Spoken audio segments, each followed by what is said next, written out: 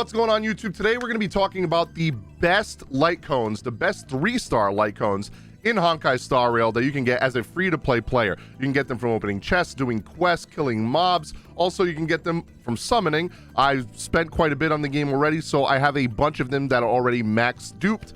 And I'm going to be honest with you, a lot of these 3 stars are very, very good. If you guys enjoy this video, make sure you hit the like button, subscribe if you haven't already, and ring notification bell to be notified for future guide videos like this one or anything Honkai Star Rail related. We're also playing Wuthering Waves. We're in the closed beta. I'm going to be making content on that as well. We got Ever Crisis coming out soon, Final Fantasy 7 Ever Crisis. We got Black Clover Mobile, Solo Leveling, Aether Gazer. There's so many good games coming out that I'm going to be covering. And if you guys are interested on any of that content, make sure you guys hit that subscribe button. Now, without further ado, let's talk about the 3-star light cones in Honkai Star Rail and which ones are the best ones. Okay, so first up, we're going to be talking about the Abundance 3-star light cones. Now, I'm going to be going in order from like Abundance, Destruction. We're going to be listing these all separately, like one for healer, one for DPS, tank, all that stuff. So first, let's talk about the healing light cones. The first one that I'm going to recommend is obviously going to be the one that gives you just better output of healing, up to 24% once you max this out. It's very easy to max these out. Even just like killing mobs, opening chests, doing quests, I probably could have like maxed out 1 or 2 of these already. So if you max this out, you're going to be doing 24% more outgoing healing, which is very good on characters like Natasha or Bailu, obviously the only 2 healers in the game right now.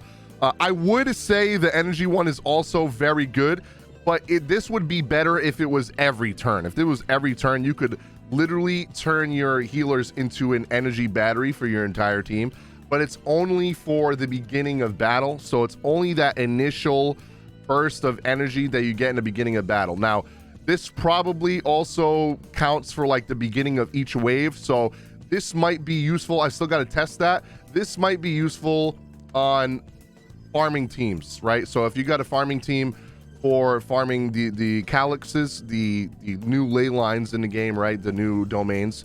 All you got to do is put this on a team with like Himiko, Herta, you know, Serval, whatever, AoE farming teams, and make sure one of the healers on there, you know, has this light cone on and give you an initial burst of energy. But in my opinion, I think the, like for boss battles and stuff and, you know, longevity, this cornucopia is way better than the fine fruit one. Unfortunately, multiplication not worth using. Okay, now there's 2 in the destruction ones that are very good. I'm gonna tell you right now, the one that is not worth using is Mutual Demise, because if you have to have a lower than 80% health. If you have a healer on your team, you know, for the most part, you're probably always over 80%, unless you're forcing yourself to stay over 80%. And it does give you crit rate up to 24%, but I'm going to be honest with you, it's probably going to be very easy. Not easy, but through farming and, you know, equipping the correct light cones and stuff, you're going to, farming relics and light cones, you're going to be able to get your crit rate high anyway. Just like Genshin, you can get artifacts that give you crit rate. It's the same thing here. You're going to be using, you know, light cones that give you more crit rate or relics that give you more crit rate, so you'll be able to get your crit rate up. You're not really going to need this. In my opinion, the best one is going to be the very basic one, Collapsing Sky. Increases the wearer's basic attack and skill damage, not ultimate damage, just your skill and basic, but that's very good.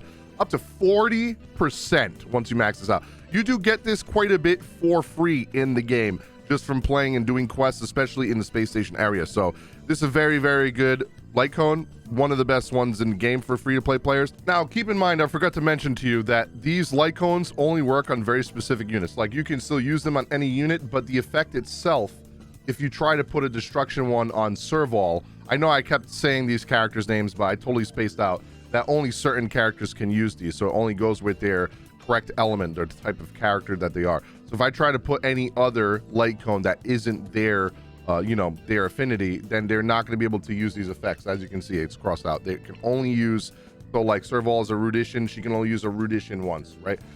So keep that in mind, okay? Now, Rudition, we're going to be talking about the best Rudition one. In my opinion, the best one is going to be ultimate damage one, because these are usually the characters that are going to be doing AoE damage, right? So you got your Serval, you got your Herta, you got your Himiko. This is the one for AoE units right here, or Rudition. In my opinion, the ultimate one's the best one, because you usually get the ultimates for them very quickly, because they're AoE units and they're going to be hitting multiple targets. In my opinion, if you want them to do their ultimate, here's the thing. If you want them to do just a crap ton of ultimate damage, 56% more ultimate damage for databank is very good. If you want them to get their ultimate faster and attack with their ultimate more often, then you're going to want to put passkey.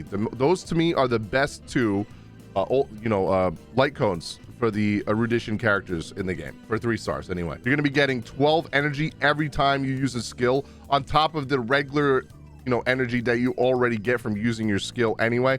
So you're going to be getting your skill very, very quickly. And now we have the harmony ones. In my opinion, so I'm going to be honest with you, these two may look like they're very good. Chorus mediation may look like they're very good because this one gives you an attack buff by 12% for all allies, and then this one gives you a 20% speed buff. I'm going to be honest with you, these are not so good because, one, the speed buff is only 1 turn upon entering battle. So after that, this is useless. And then this one right here, if you have Bronya on your team, she's already going to be buffing attack for all allies anyway with her ultimate. And it says right here, effects of the same type cannot stack. So that means you can't stack attack buffs. So not the best in my opinion. In my opinion, this one right here is the best. Meshing Cogs. After the wearer uses attacks or gets hit, additionally regenerates 8 energy. This effect can only be triggered 1 time per turn. So say you use Bronya's skill to buff attack, and then immediately after that, once your turn is over, you get attacked by the enemy. So you get another 8 energy. So you're going to be getting your ultimate to buff attack very, very fast for your characters. Also works on Tingyun and Asta as well. So you're going to be getting your ult very fast with this one. In my opinion, Meshing Cogs is one that has longevity in stuff like boss fights and stuff, and where it will be the most useful. Okay, now the hunt ones are a little different. It depends on the character you're trying to put them on, right?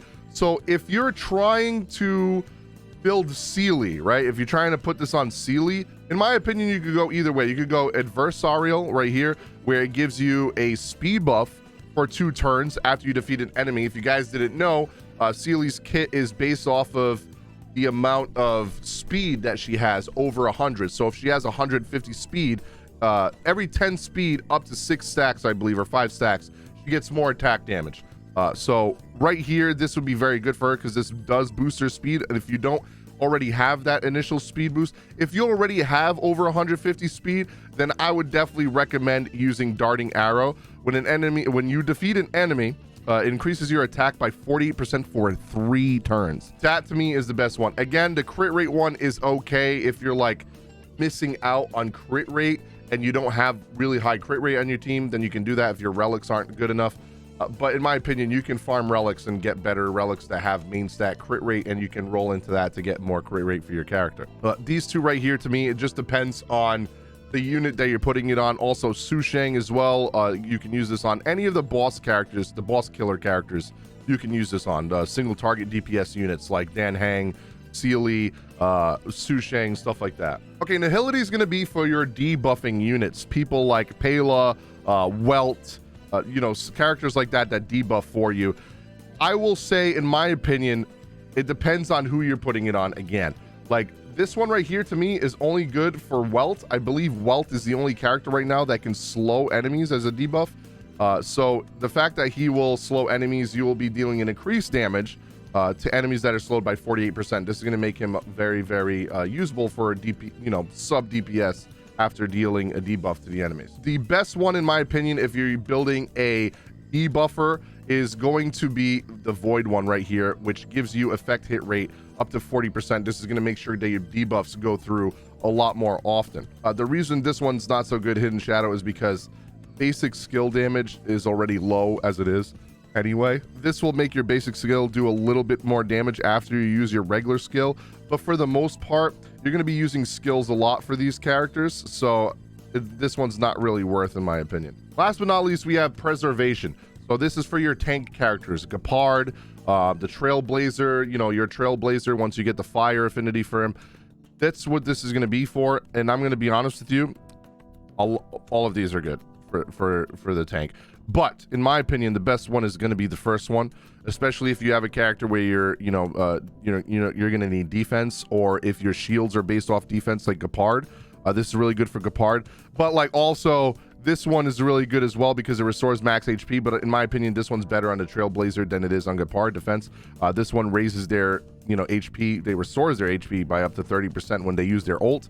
And your Trailblazer deals damage when they do their ult, so that's very, very good. and he's also taunting, so he's going to be constantly taking damage. In my opinion, that's the best for the Trailblazer. And then this one right here, Amber, is going to be best for characters that have shields, and their shields are based off of their defense. If you get below 50% HP, you're going to have 64% defense increase, which is disgusting. Let me know what you guys think in the comment section down below about today's video. I am going to be doing a 4-star relic video as well. I wanted to do the 3-star one first for the free-to-play players, because I have seen online on Reddit, on Twitter, and Discord, some people are having issues with the game, like difficulty with some bosses, and I just wanted to show some of the 3-star light cones that actually will improve your characters quite a bit. Again, if you guys enjoyed this video, make sure you hit the like button, subscribe if you haven't already, and ring notification bell to be notified for future videos. Thank you guys so much for watching, and I'll see you guys on the next video.